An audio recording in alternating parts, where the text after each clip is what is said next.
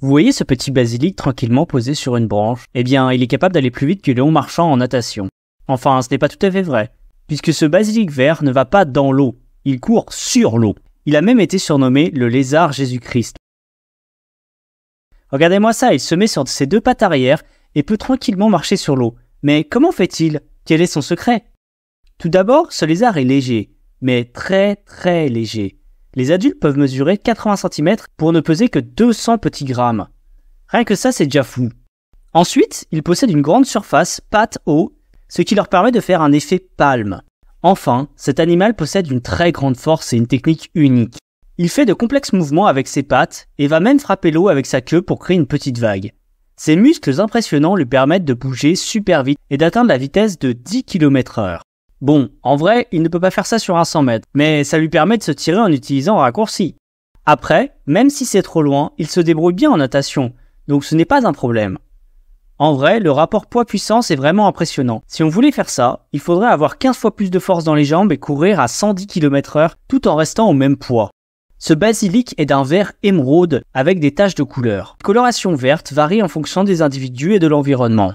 La reproduction du lézard Jésus-Christ est vraiment fascinante. Ces reptiles atteignent leur maturité sexuelle très tôt, dès l'âge de 10 mois.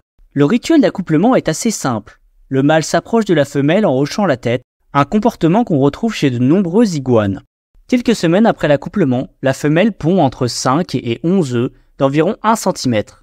Ce qui est intéressant, c'est le soin qu'elle apporte à la préparation du nid.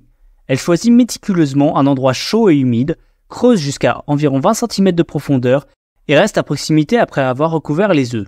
L'incubation dure généralement entre 60 et 66 jours, parfois jusqu'à 70 jours, si les conditions ne sont pas optimales. La température idéale se situe entre 29 et 31 degrés.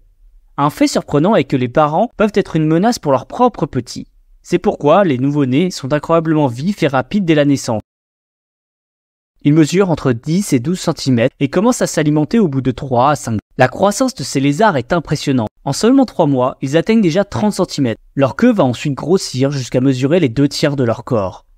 Les mâles ont 2 crêtes, une sur le dos et une sur la tête, et les femelles n'auront que celle sur la tête.